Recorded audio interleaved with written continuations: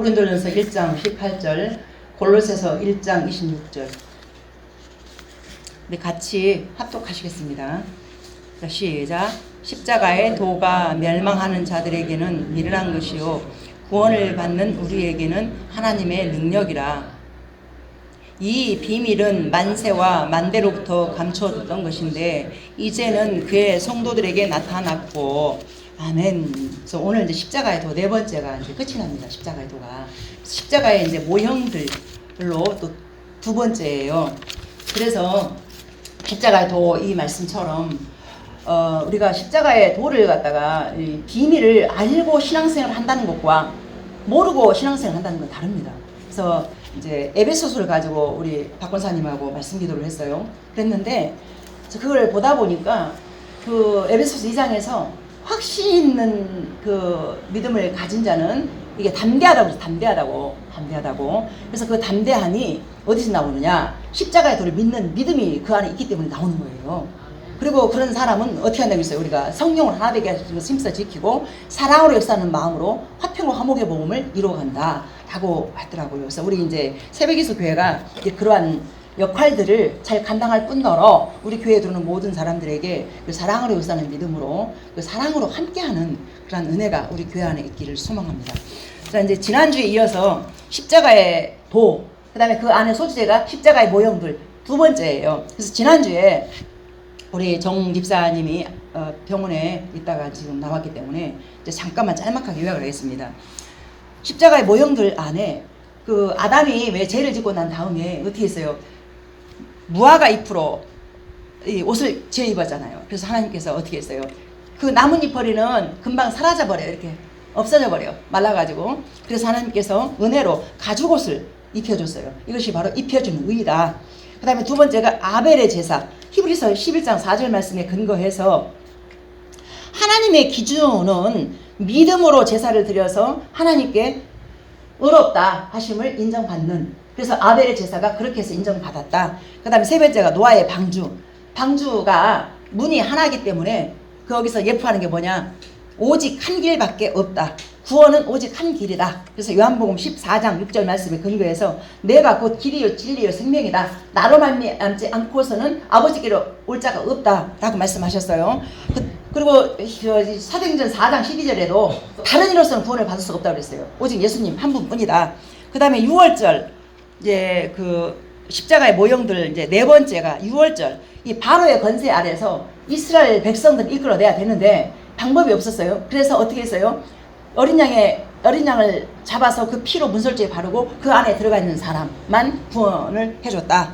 그래서 이것도 십자가의 모형 안에 이제 네 번째인데 이렇게 6월절 어린 양을 잡은 그게 뭐냐? 바로 예수님과 연결이 된다. 그 다음에 이제 오늘 십자가의 도 네 번째인데 모형들, 십자가의 모형들 두 번째. 그러니까 이제 다섯 번째가 되겠죠. 고엘. 이 고엘이 뭐냐? 룻기서에 나오는 말씀이에요. 룻기서를 가지고 이제 말씀을 이제 나누겠는데요. 기업 물을 자이며 이것이 또 더 깊게 나아가면 또 무르다, 되찾다, 구속하다, 다시 사다 라는 의미를 가진 말로서 회복할 자, 구속할 자라는 뜻을 내표하고 있습니다. 양도했거나 빼앗겼거나 잃어버린 것을 되찾아주는 그 사람을 의미하고 있는 것입니다. 다시 말하면 고엘은 가장 가까운 친족으로서 어려움을 당한 자를 구해줄 의무와 권리가 있는 자를 말합니다. 레위기서 25장 26절 한번 보세요. 같이 한번 읽어보겠습니다. 시작. 만일 그것을 물을 사람이 없고 자기가 부유하게 되어 물을 힘이 있으면 그 판 해를 계수하여 그 남은 값을 산자에게 주고 자기의 소유지로 돌릴 것이니라. 아멘. 자, 이게 이제 어떤 상황이냐면은 나오미하고 이제 엘리멜렉이라는 사람이 살고 있었어요. 이스라엘 땅에. 엘리멜렉하고 그 다음에 이제 나오미가 부부잖아요. 그리고 두 아들 말론, 기럇 두 아들을 데리고 이제 그 땅에 기근이 너무 심해가지고 모압 땅으로 이제 이민을 간 거예요. 근데 우리가 만약에 우리나라에 살다가 힘들면 미국으로 간 사람 있잖아요. 이제 그렇게 이민을 갔어요. 근데 기근을 만나서 이민을 갔는데 거기에서 남편도 죽어버리고 그리고 두 아들도 죽어버린 거예요. 근데 마침 그 땅에서 모함 여자들을 며느리로 삼아가지고 이렇게 10년을 지내다가 두 아들까지 죽어버리게 된 거예요. 그러니 이제 나오미 입장에서 기가 막힐 일이잖아요. 너무너무 사는 게 너무 어려워졌어. 그런데 마침 이제 이스라엘 땅에 하나님께서 그들을 불쌍히 보아서 이제 살 수 있는 길이 좀 열렸다는 소식을 듣습니다. 그리고 나서 이제 이스라엘로 다시 가려고 하니 이 두 며느리들이 너무 아깝잖아요.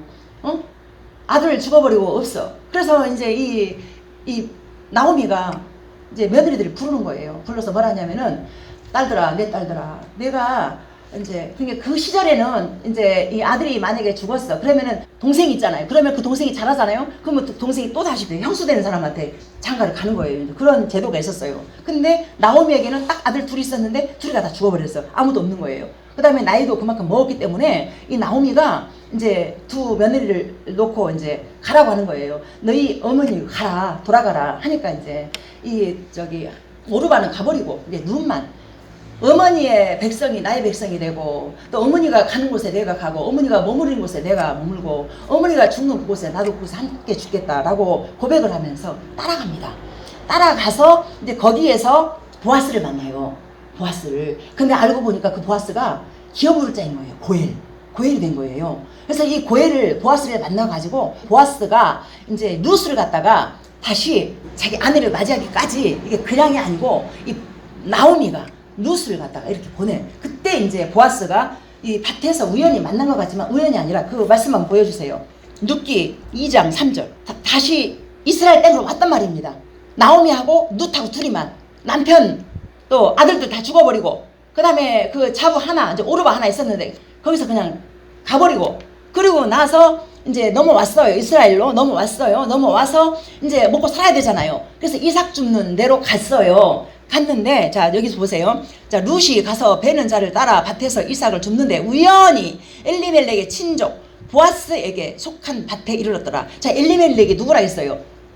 나오미의 남편이잖아요. 그러니까 엘리멜렉의 친족 보아스를 만난 거예요. 그러니까 어떻게 해요? 이 친족이 마침 부자였던 거예요. 그래가지고 이제 이 보아스에게 갔는데, 자, 우연이라는 말에 한번 주목을 해보세요. 우연이라는 게 없다라는 거예요. 하나님께서 인도하셔가지고 그 만나게 하신 거죠. 그래서 우리 모두는 이 만남이 우연인 것 같지만 우연이 아니라는 거예요. 우리가 지금은 몰라. 근데 뒤돌아서 봤을 때는, 제가 이제 심의교회를 다니고 또 심의교회에서 또 이렇게 갔잖아요. 이 모든 만남 하나하나가 하나님 안에서 만나는 그것이 우연이 없는 그런 계획되고 하나님께서 이끄시고 또 인도하시는 그 만남이라는 거예요. 그래서 이 룻이 보아스를 만나서 이 보아스가 룻을 갖다 보호하기 시작하는데, 이렇게 자기 하인들을 불러가지고 저에 건드리지 말아라. 그리고 저의 앞에는 이 단을 갖다 미리 일부러 빼가지고 보리를 갖다가 자꾸 주라고 이렇게. 그러니까 이 룻이 너무 고맙잖아요. 그래가지고 이제 그것을 갖다가 이제 이렇게 신나게 주워가지고 자기 시어머니 그 나오미에게 가가지고 이제 자랑을 해. 그러니까 이제 나오미가 어느 날 이러는 거예요. 딸아, 오늘 저녁에 그 타장 마당에 가면 그 보아스가 거기서 자고 있을 것이다. 네 발치에 가서 너 누워라. 근데 그게 무슨 말이냐면, 기업 물을 자가 뭐냐면은 이제 엘리멜렉이 친족이잖아요. 그러니까 이 보아스를 이제 룻하고 이렇게 만나버리면은 그게 기업 물을 자로서 엘리멜렉이 잃었던 밭론, 왜 그 이민을 가려면은 다 팔잖아. 없이 가잖아요. 그러니까 그 기업을 다 찾는 거예요, 이제. 이게 고엘. 대신 갚아주는 것, 고엘. 그래가지고 이 룻이 그 발치에 이렇게 있었더니 이제 보아스가 자다가 깜짝 놀라잖아요. 일어나 보니까 룻이 있어. 그러면서 룻을 갖다가, 왜 솔직하게 이제 거기서 그 땅에서 보니까 이 보아스라는 사람이 되게 유명하고 또 돈도 많고 그러기 때문에, 이제 만약에 룻이 행동이 좀 이렇게 안 좋은 애였더라면은 아마 그 발치에 누워있을 때 안 좋은 평가를 받았을 것 같아. 근데 보아스는 건드리지 않고 뭐라냐면은, 내가 너를 현숙한 여자인 걸 알고 있다. 내가 네 시어머니에게 얼마나 네가 잘했으며 내가 소문도 알고 있다. 자, 그러니까 밝아지기 전에 들어가라고, 그 뜻을 알겠다고 인식합니다. 이제 그리고 난 다음에 이제 엘리멜렉 그 전에 한 사람이 또 기업 물을 자로서 1순위가 있었어요. 그래서 사람들을 모으고 그 사람을 만나서 이제 회의를 합니다. 그러니까 이 사람이 자기는 돈이 없고 또 그럴 능력 없으니까 신발을 벗어 던져요. 그러니까 이제 보아스가 그거를 갖다가 이제 포기했으니까 내가 기업 물을 자가 되어서 책임지겠다, 이렇게 해서 이제 결정을 합니다. 그래가지고 룻이 보아스랑 같이 살게 돼요. 그래가지고 어떻게 해요? 아기를 낳았어요. 오벳을 낳았어요. 오벳을. 그 오벳이 누군 줄 아십니까? 이제 보세요. 이 보아스는 누구의 아들이냐면은 옛날에 제가 한참 된 것 같아. 그 기생 나합의 믿음을 본받자. 나합과 결혼한 살몬. 살몬의 아들이 보아스예요. 보아스의 아들이 오벳. 오벳의 아들이 이세. 이세의 아들이 다윗. 이렇게 해서 생명을 낳게 된 거예요. 그래서 그 생명이 어떻게 됐어요? 예수님까지 이어가잖아요. 그러니까 하나님의 섭리가 기기묘묘하게 이렇게 우연히 그 보아스의 밭에 이르렀더라. 이게 우연이라는 게 없다라는 거예요. 그래서 이게 끝까지 이렇게 이어가는 거 보니까 하나님이 쓰시는 사람이 이방 여자 솔직히 룻이 무슨 뭐 재주가 있겠습니까? 뭐가 있겠습니까? 하나님의 섭리가 그렇게 만져버리니까 그 엄마를 따라가게 되고 거기서 또 보아스를 만나서 그렇게 또 이 오벳을 낳게 되고 오벳이 또 이세를 낳고 이세가 다윗을 낳고 여기까지 이렇게 가게 됩니다. 그래서 이제 속량을 이처럼 이제 나에게 갚아주신 것을 동일한 내용과 수준으로 믿는 것입니다. 그러니까 지금 엘리멜렉이 졌던 빚을 갚아주고 하면서 이렇게 대신 살면서 생명을 낳잖아요. 이제 그것이 속량이라는 건데, 속량이 우리가 죄인이었는데 예수님께서 동일하게 나에게 그 속량을 줬기 때문에 하나님의 자녀로 살아간다. 그 같이 맞물려 있는 거예요. 그래서 십자가의 모형 5번째가 되는 것입니다. 자, 그 다음에 두 번째가 레위기서에 나오는 아사셀이라는 게 있는데요. 레위기 16장 8절에서 10절. 우리 같이 한번 읽어봐요. 시작. 두 염소를 위하여 제비 뽑되 한 제비는 여호와를 위하고 한 제비는 아사셀을 위하여 할지며 아론은 여호와를 위하여 제비 뽑은 염소를 속죄제로 드리고 아사셀을 위하여 제비 뽑은 염소는 산채로 여호와 앞에 두었다가 그것으로 속죄하고 아사셀을 위하여 광야로 보낼지니라. 아멘. 자, 아사셀은 이스라엘의 그 죄와 허물을 짊어지고 황량한 광야로 떠나가는 염소를 말합니다. 대속죄일 의식을 위해서 2마리의 염소가 선택되고 제비를 뽑아 1마리는 속죄 제사로 드리고 아사셀을 위해 뽑힌 염소에게는 대제사장이 그에게 머리에 안수를 해서 이스라엘 대를 전가시킨 후에 그 염소를 황량한 광야로 보낸다는 것입니다. 자, 광야로 내몰린 아사셀 염소가 들짐승에게 잡아먹혀 죽도록 하나님은 이 시청각 자료를 통해서 이스라엘 백성들에게 보여주고 싶으셨던 것입니다. 자, 아사셀에게 행하여진 이 모든 일은 나에게 일어나야 했던 일. 그래서 내가 저렇게 끌려가 죽어야만 하는구나. 왜? 내 죄 때문에. 저 모습이 바로 죄된 나의 운명이구나. 또한 자신의 죄를 전가시킨 아사셀 염소가 광야에 내몰려 죽음으로 더 이상 나의 죄가 남아있지 않고 모든 죄악이 완전히 심판되어 제거되었음을 확인하게 하신 것입니다.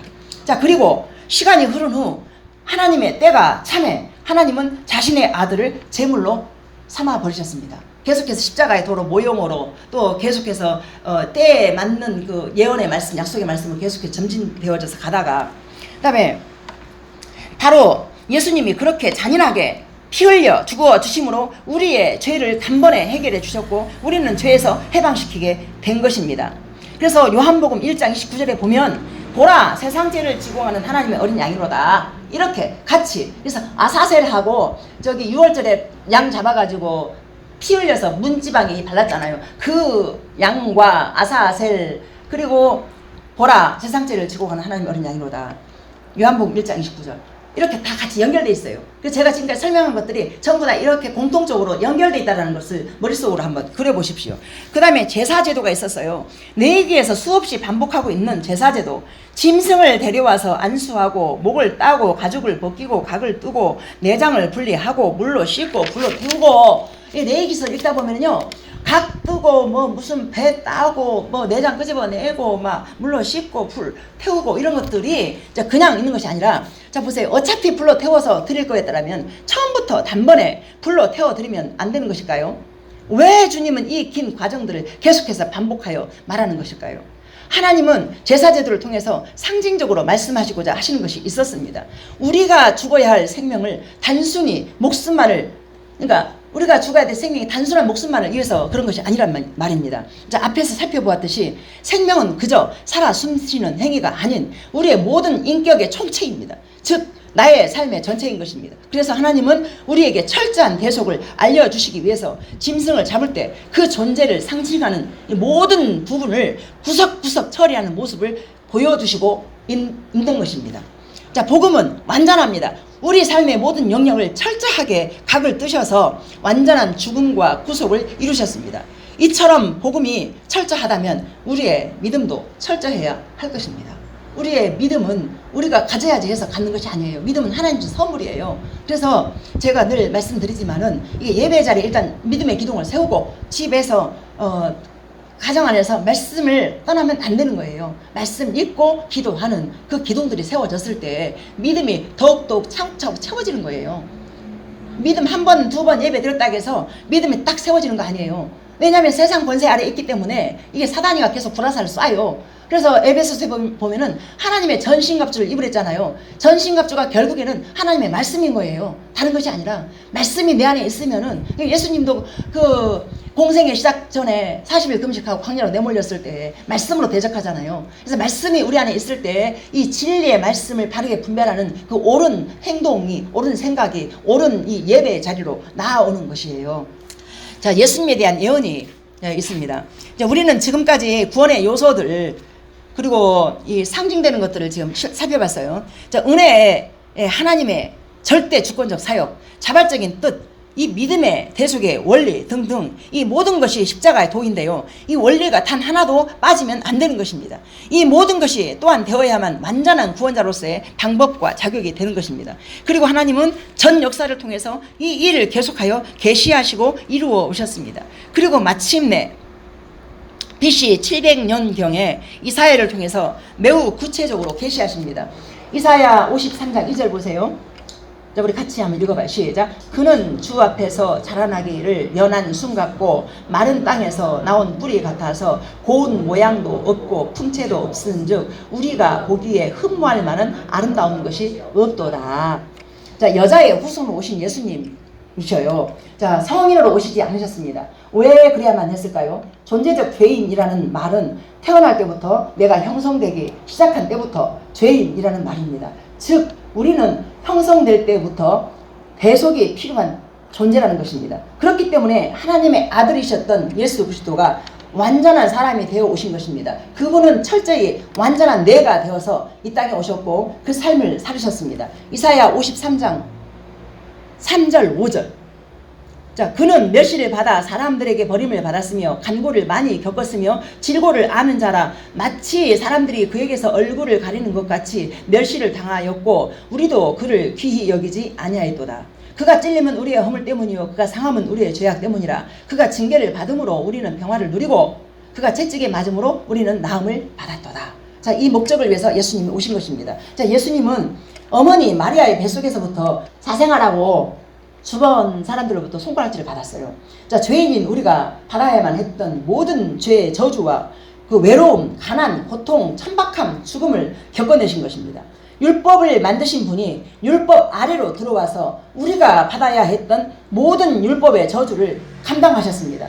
율법의 요구인 죽음까지도 말입니다. 왜 그러셔야만 했을까요? 자, 생명을 만드신 창조주가 인간으로 태어날 그 이유는 전혀 없었습니다.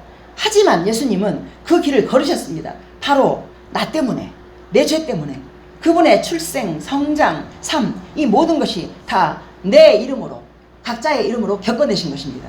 이것을 믿음으로 화합한다라면 우리의 삶이 질이 바뀌고 생각이 바뀌고 우리의 삶 속에서 그 항상 하나님을 인식하는 그것이 나를 살게 하는 그것이 바로 인생의 성공이라는 것입니다. 엊그저께 우리 저 동생 통화를 하는데 그런 말을 해요. 예배를 아무리 드려도 십자가의 도에 대한 비밀을 알고 신앙생활 하는 사람 찾기 어렵다는 것입니다. 그 십자가의 도를 아는 사람은 겸손이고 그 겸손의 자리에서 사랑으로 사는 믿음으로 섬겨가는 거예요. 그래서 그 사람은 어떻게 해요? 감사, 그리고 평안, 기쁨, 행복. 왜? 근데 상황은 계속 어렵고 힘들어. 그러나 그 믿음이 있기 때문에 우리가 확신 있는 믿음으로 그리스도 예수 안에서 그래서 어디를 가서 누구를 만나든지 담대하게 이 복음을 선포하는 거예요. 아멘입니까? 그래서 이번에 갑작스러운 그 일이 생겼잖아요. 화요일 날 돌아가셔서 제가 예배를 인도하려 생각을 못했어. 그랬는데 갑자기 제가 결정이 되고 근데 그 집이 딱 한 사람밖에 안 믿어요. 막내. 다 예수 안 믿어. 조카들 전부 다 예수 안 믿어. 근데 예배를 드리는데요. 그 언니네 그 형부는 저기 주태백이 술 달고 살아요. 술 먹고 한쪽에서 이렇게 누워있다가 예배 드린다 하면은요, 희한하게 벌떡 일어나서 예배 자리에 다 참석해요. 그래갖고 전부 다 보니까 예배 자리에 전부 다 따라오더라고요. 그리고 마지막 하완 예배까지 딱 드렸을 때, 그때 이제 그 동생 그 장로, 친구 장로가 왔어요. 그분이 또 친구 집사도 있더라고요. 예수님 안 믿는데. 그랬는데 그 대표 기도까지 딱 해주고 마지막 끝났을 때 그 모든 예배를 다 받기 때문에 아주 감동을 먹은 그 얘기를 하더라고요. 그래서 아, 맞다. 내가 그리스도 예수 안에서 이게 십자가의 도라는 것이 내 안에 정리가 되어졌구나. 그러니까 하나님의 은혜가, 그래서 아무것도 아니라는 거에 대해서 철저하게 말씀하시고, 그래서 아무것도 아닌 제가 이제 거기는 영적인 전쟁터예요. 거기 가면은 이 영적인 전쟁이 벌어지기 때문에 그냥 뭐 머릿속으로 계산하고 가면은 절대 못 가요. 근데 감사하게도 머리가 싹 비워져 버리고 예수님밖에 없는 거예요, 제 안에. 그러니까 확신 있는 믿음으로 복음을 선포하게 되니까, 이게 우리 전 집사님 경험하셨잖아요, 그죠? 그래서 그 자리에서 비슷한 그 말씀으로 똑같이 했는데, 다들 사람들 전부 다 찍소리, 악소리도 못하고 전부 다 순한 양처럼 딱 받아들이고 그렇게 되더라고요. 그래서 이제 원래 이번 주에 온다고 그랬는데, 이제 다음 주에 그 언니가 오셔서 이제 등록하고 이제 새벽 일찍 송도로 하겠다고. 그러면서 이제 주변에 많은 교회들이 있지만은 진짜 목사 찾기 힘들다고. 그래서 꼭 이 교회 와서 함께하고 싶다고 그렇게 약속을 했습니다. 다음 주에 올 것입니다. 그래서 여러분들 기도해 주시고 함께 해주신 덕분이라고 생각합니다. 감사합니다. 자, 그래서 하나님께서 이 일을 창세전에 준비하셨습니다. 이 십자가에 돌아가는 이 대속의 이 하나님의 이 사랑이 창세전부터 예정하신 그 은혜라는 것입니다. 완전한 대속을 이루시고 당신의 아들의 생명으로 살게 하기 위해서 마침내 당신의 아들을 이 땅에 보내신 것입니다. 역사상 가장 위대하신 초대, 바로 십자가로의 초대. 아무도 알지 못하고 지옥으로 달리고 있던 우리를 주님이 부르셨습니다. 완전한 십자가의 도, 오직 믿음으로만 화합하면 되는 것입니다. 복음은 완전합니다. 그래서 복음이면 충분합니다. 복음 외에 다른 것이 우리를 잡고 붙잡았을 때 우리는 불행하고 자꾸 나에 대한 자연민과 나에 대한 그 팔자 타령 해가면서 그렇게 아픔으로 가는 것입니다. 복음의 능력이 내 안에 있으면 그것으로 충분한 것입니다. 아멘입니까? 아멘입니다. 두 형제가 있었습니다. 근데 이 두 형제가 이게 실화를 바탕으로 한 이야기예요. 두 형제가 있었는데 이유는 몰라요. 근데 이제 엄마 아빠가 이제 갑작스럽게 돌아가셨나 봐. 어느 마을에 그 두 형제가 살았어요. 근데 두 형제가 나이가 어려요. 근데 이제 형도 어리고 동생도 어린데 동생이 너무 어리니까 이 형은 슬퍼할 겨를도 없이 동생이 자꾸 울고 보채고 하니까 이제 엄마 아빠가 없어졌으니까 형 품을 파고드는 거예요. 그러니까 이 형은 아이인데도 이 자기가 아파할 겨를도 없이 이 동생을 살피느라고, 그래서 그 동생 때문에 더 최선을 다해서 살았나 봐요. 얼마나 힘겹고 어렵겠어요. 그러다가 이 형제들이 이제 어찌어찌 하다가 예수님을 만났어요. 예수님 만났다는 것이 뭐 살아계신 예수님 만난 게 아니라 교회를 가게 되었는데, 그 교회 안에서 너무너무 이제 그 형제, 그 중에 특히 형이 이제 예수님을 깊이 만난 것 같아요. 예배 드리는 게 너무 좋고 너무 행복하고 너무 감사하고, 그래서 정말 뭐 먹을 게 생기면은 내 입보다 동생 챙겨주고, 또 입을 게 생겨도 동생 챙겨주고, 그렇게 동생만 이렇게 하고 이제 살았던 그 형제가 이제 성장하잖아요. 성장할 때까지 이제 이렇게 해서 동생이랑 둘이서 교회를 열심히 다녔어요. 그런데 어느 날 이 동생이 갑자기 이제 막 이렇게 반항을 하기 시작하는 거예요. 반항을 하면서 뭐라 하냐면은, 하나님이 살아계시면은 왜 우리를 이렇게 어렵게 내버려 두고 엄마 아빠를 데려가냐 이거요. 하나님은 없다. 그러고는 이 동생이 이탈을 해버려요. 교회를 안 나가고. 근데 형은 그 대신에 이제 동생이 이제 교회를 이탈한 가운데 이 형은 동생을 위해서 더 많이 기도하고 더 많이. 근데 보세요, 교회를 이탈하게 되면, 교회를 다니다 교회 이탈하잖아요. 교회 밖에서 어두움의 자식이 돼버리는 거예요. 그래가지고 이 동생이 그 어둠의 자식으로 가버려가지고 밖에서 막 그냥 못된 애들 만나면서 못된 짓거리 다 하고 돌아다녀. 그런데 이 형은 그러면 그럴수록 동생을 향한 그 형의 마음이 막 애가 타들어가는 거예요. 그래서 이제 날마다 이제 그 동생을 위해서 기도하고 그러다가 어느 날 이제 들어오지 않는 동생을 위해서 기도를 하고 있는데 갑자기 막 문이 막 팍 하고 열리면서 그냥 숨을 헐떡거리면서 동생이 들어오는데 옷이 완전히 피범벅이 돼가지고 막 손, 발, 막 온 몸이 막 피범벅이 돼가지고 막 들어온 거예요. 들어와가지고 형 어떡하면 좋아. 내가 사람을 죽였어. 가지고 이제 이 형이 너무 동생을 애타게 그냥 기도하고 사랑하고 했던 그 마음이 형이 어떤 조치를 취하냐면 잠깐 기도를 하고 나서 형이 망설일 것도 없이 동생의 옷을 막 벗기기 시작합니다. 벗겨버리고 그 자신의 옷을 갖다 벗어놓고 이제 동생 다 닦아서 저 벽장 속 밀어 넣어버리고 그러고 나서 본인이 피 묻은 옷을 다 입어요. 그리고 얼마 안 있으니까 발자국 소리가 막 탕탕탕탕탕 막 들리고 막 이러더니 막 문이 벌크덩 열리면서 이제 경찰들하고 이제 그 주변에 이제 이렇게 봤던 사람들이 이제 쫓아온 것 같아요. 가지고 너 이 나쁜 놈, 네가 사람 죽였지 하면서 그냥 너 저 피 묻은 옷을 보니까 너지. 그러니까 이 형은 예를 들어서 이제 본인이 동생을 사랑하지 않았으면 옷을 입을 필요도 없고 이제 옷을 이제 입었어. 이미 피 묻은 옷을. 그러니까 반항 한마디 못하고 맞다고 내가 죽였다고 끌려갑니다. 이제 끌려서 어디로 가지? 감옥으로 들어가요. 그런데 이 형이 감옥에 들어갔는데 일반적인 죄수 같으면은 자기가 사람을 죽였으면 막 그 모험담처럼 막 얘기하잖아요. 근데 이 형은 그 감옥에 들어가가지고 그런 것도 안 하고 그저 찬양하고 말씀 읽고 잠자는 거예요. 그러니까 교도소 소장이 바라볼 때 좀 의아한 거예요. 저놈이 분명히 사람을 죽이긴 죽였는데 제가 왜 저러나. 그러다가 이제 너무너무 그때 잔혹한 이 살인사건이었기 때문에 어떻게 누가 저 사람의 지금 뭐 무슨 교도소에서는 막 다른 생활하고 찬양하고 말씀 읽고 하면서 막 조용히 지내지만 어쨌건 사람이 죽었잖아요. 근데 그냥 죽은 게 아니라 아주 처참하게 죽은 거예요. 그러니까 무슨 이론이나 무슨 여론들의 무슨 동정을 받을 만한 그런 것도 없어. 그래가지고 이따가 이제 재판이 열리고 재판이 열리면 신문들 하잖아요. 그러면 예를 들어서 또 이렇게 반항할 수 있잖아요. 나 그런 적 없다고. 근데 이 사람은 그냥 네 맞습니다. 내가 죽였습니다. 나는 거기에 합당한 벌을 받아야 됩니다. 이제 그러고 있다가 이 사람이 이제 사형 선고를 언도받습니다.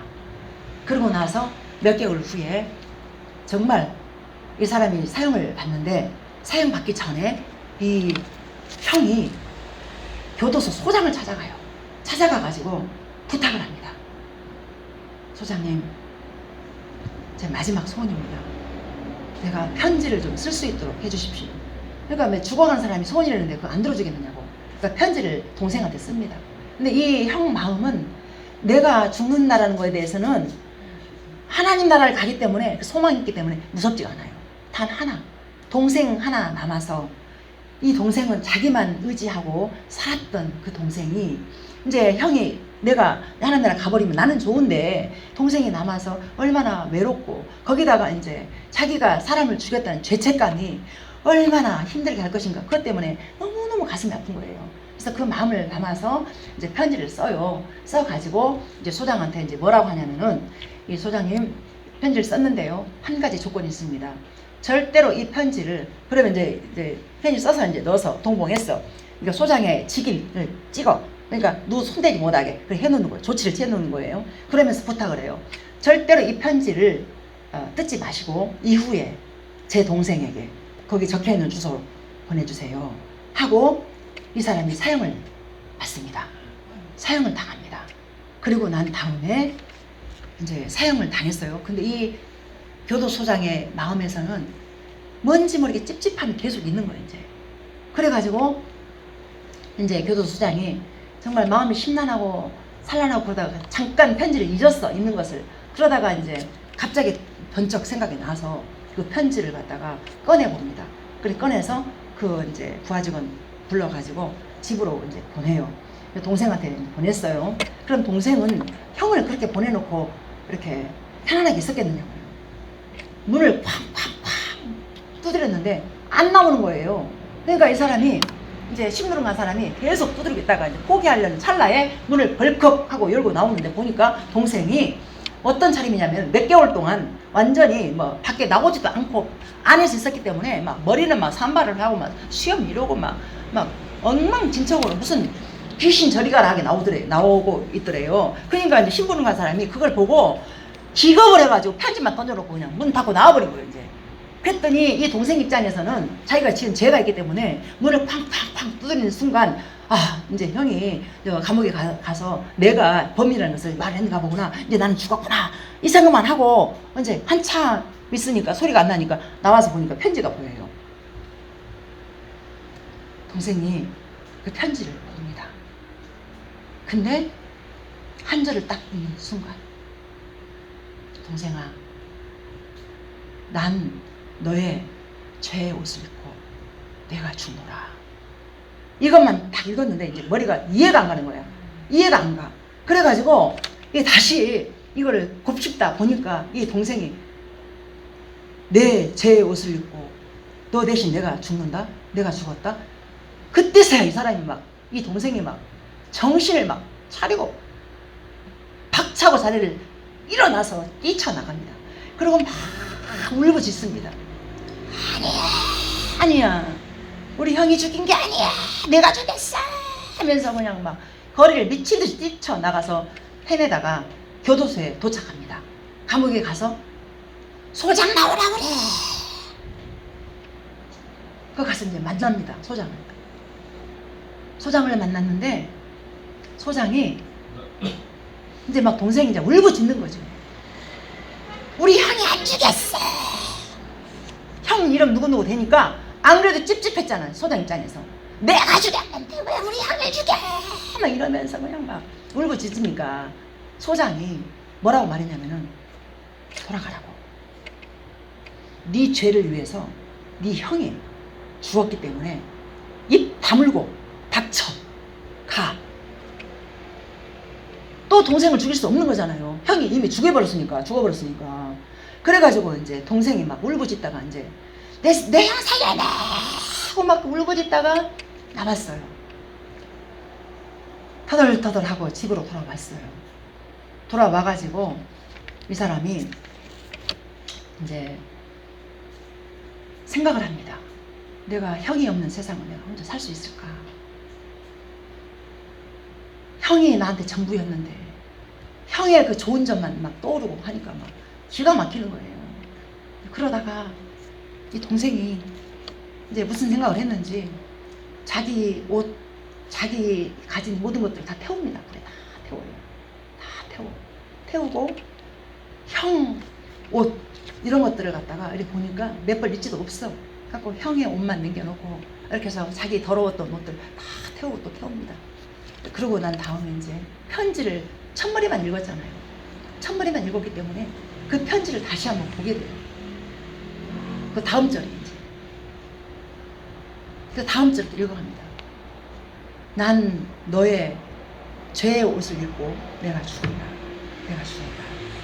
너는 내 옷을 입고 나처럼 살아나오. 이렇게 유언을 하고 이 형이 죽은 것입니다. 그러고 난 다음에 이제 하나님 앞에 기도합니다. 하나님, 내 형을 보고 싶어요. 형을 만나려면 어떻게 합니까? 하고 기도를 하다가 이제 결정을 합니다. 그리고 형이 입었던 옷을 자기가 입고 형이 다녔던 교회를 나갔습니다. 형이 앉았던 자리를 이 사람이 찾아갑니다. 그리고 형이 했던 봉사, 형이 했던 모든 것들을 다 그대로 따라합니다. 그러니까 사람들이 이제 그를 바라볼 때 분명히 형은 가고 없는데 동생이 하는 모든 게 형하고 똑같거든요. 그러고 나서 그렇게 형처럼 철저하게 살아갑니다. 그리고 몇 년이 지났습니다. 그런데 이 어둠의 자식들이 그를 내버려두지 않고 찾아옵니다. 같이 어울렸던 사람들이 다시 이제 꼬드기는 거예요. 야, 너는 그렇게 살 애가 아니지. 너 옛날 일 잊었어? 너는 그렇게 살아야 네 인생이지. 너 그게 뭐냐고 막 핀잔 넣으면서 막 협박을 합니다. 그런데 이 동생은 단호합니다. 이 옷을 입었던 내 형은 그렇게 살지 않았어. 이 옷을 입었던 내 형은 그렇게 살지 않았어. 그렇게 너희들처럼 살았던 나는 죽고 없어. 이 옷 주인이 나를 그 옷 주인답게 살게 하기 위해서 그 형이 나를 위해서 죽었어. 나는 그렇게 살 수가 없어. 그렇게 하고 이 동생은 거기에 휘말리지 않고 그렇게 해서 이제 형의 옷을 입고 살아갑니다. 자, 보세요. 주님은 완벽하게 나의 죄의 옷을 입고 나의 이름표를 달고 십자가에 달려 죽으셨습니다. 예수님은 이미 2000년 전에 이 일을 역사 속에서 이루어 주신 것입니다. 그분은 우리의 화목제물 되어서 십자가에서 죽으셨습니다. 이 일은 여러분의 믿음 안에서만 실제가 될 수 있습니다. 그렇다면 언제 여러분 죄의 문제 해결이 아닌 여러분의 존재의 죽음에 믿음으로 화합하셨습니까? 말씀드렸잖아요. 죄 곧나 나 곧죄. 예수님이 이걸 위해서 같이 죽어버린 거예요. 죄가 죽은 게 아니라 나와 함께 죽어버린 거예요. 어떻게 해요?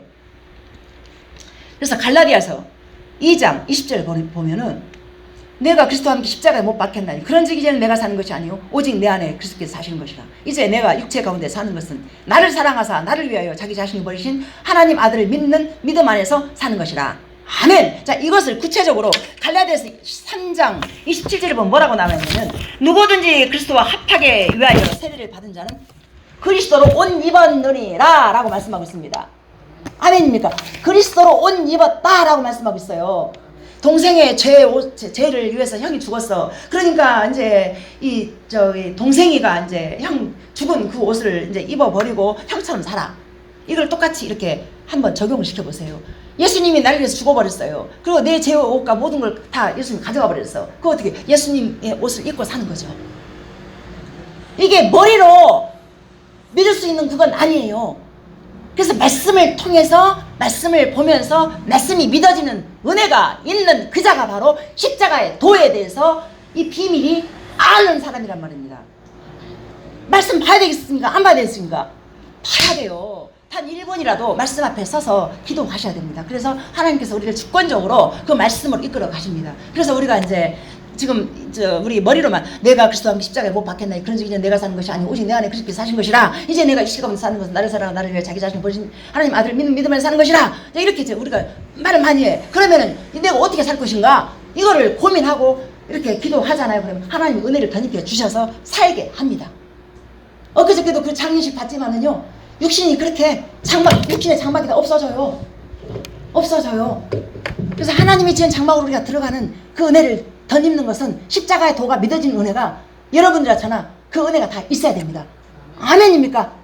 아멘입니다. 자, 기도합니다.